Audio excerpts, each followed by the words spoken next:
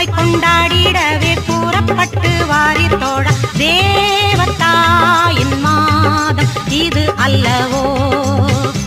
இதை சிறப்பாய் கொண்டாடிடவே கூறப்பட்டு வாரி தோழா தேவத்தாயின் மாதம் இது அல்லவோ